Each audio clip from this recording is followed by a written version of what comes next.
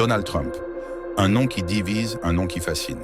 Mais avant d'être président, avant d'être milliardaire, Trump a surtout été un homme d'affaires qui a connu des sommets et des chutes spectaculaires. Aujourd'hui, on va plonger dans la philosophie qui l'a mené au pouvoir.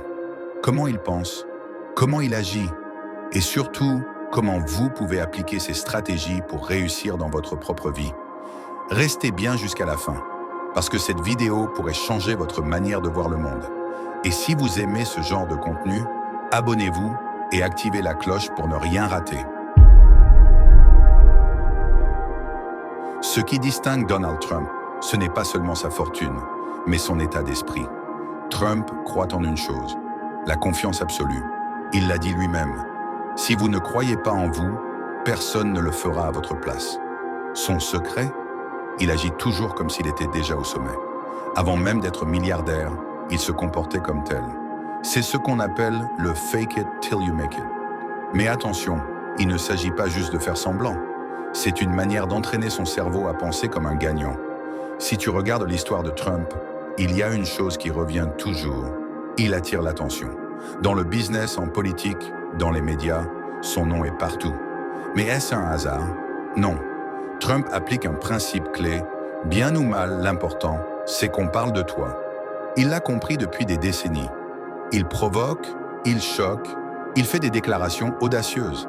Résultat, impossible de l'ignorer. Leçon pour toi, dans un monde saturé d'informations, si tu veux réussir, tu dois attirer l'attention. Sois visible, fais du bruit, impose-toi. En 1991, Donald Trump connaît l'un des pires moments de sa vie. Son gigantesque casino, le Taj Mahal, accumule des dettes monstrueuses. Il est à deux doigts de tout perdre. Que fait-il? Il restructure sa dette, négocie avec ses créanciers et garde une confiance inébranlable. Il dira plus tard, « Je ne vois jamais un échec comme un échec, mais comme une leçon. » Leçon numéro 1. Quand tout s'effondre, gardez votre sang-froid et adaptez-vous. Beaucoup auraient abandonné. Lui, il a rebondi. Et cette philosophie, il l'a appliquée toute sa vie. Trump ne fait jamais les choses à moitié. Dans son livre « The Art of the Deal », il explique que si vous voulez réussir, vous devez penser grande. Pourquoi négocier un petit contrat quand vous pouvez viser un marché entier? Il applique cette règle dans tous les domaines. Immobilier, télé, politique. Il ne cherche pas à être bon, il veut être le meilleur. Et vous? Quelle est votre vision? Êtes-vous en train de jouer petit ou êtes-vous prêt à viser la grandeur? Trump a compris très tôt que le nom Trump devait devenir une marque. Hôtel, casino, émission TV. Il a mis son nom partout. Pourquoi? Parce qu'il savait que dans ce monde, la perception est tout.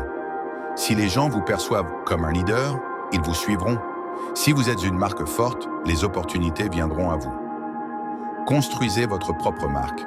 Que ce soit sur les réseaux, dans votre travail ou votre business, faites en sorte que votre nom soit synonyme de qualité et de puissance. Quand Trump a annoncé sa candidature à la présidence en 2015, presque personne ne l'a pris au sérieux.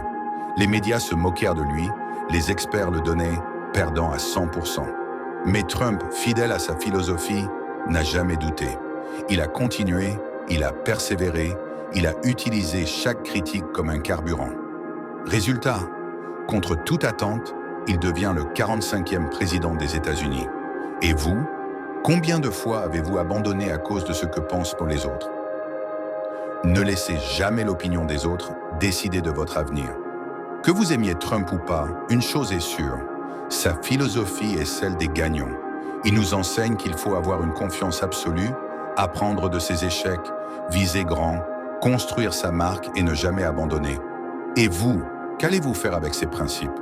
Allez-vous continuer à douter ou allez-vous agir? Dans la première partie, on a vu comment Donald Trump pense, comment il gère l'échec et comment il construit son empire. Mais ce n'est pas tout. Trump utilise aussi des stratégies puissantes que peu de gens comprennent. Aujourd'hui, on va voir comment il manipule son image, comment il négocie et surtout, comment il impose son leadership. Prends des notes parce que ces principes peuvent changer ta vie. Et si ce n'est pas encore fait, abonne-toi et active la cloche, car ici on parle de puissance et de réussite. Trump a écrit un livre qui s'appelle « The Art of the Deal », où il explique comment il négocie. Sa règle d'or, toujours commencer avec une position forte. Regarde bien comment il fait. Il demande plus que ce qu'il veut réellement. Comme ça, même s'il doit faire des concessions, il obtient quand même ce qu'il veut. Il ne montre jamais qu'il a besoin d'un deal. Si l'autre pense que tu es désespéré, tu es foutu. Il impose son tempo. C'est lui qui dicte le rythme de la négociation, pas l'inverse. Dans la vie, tout est négociation. Ton salaire, tes opportunités, tes relations. Si tu veux gagner, commence fort. Les vrais leaders ne demandent pas la permission. Ils imposent le respect. Trump l'a toujours fait. Il parle avec assurance.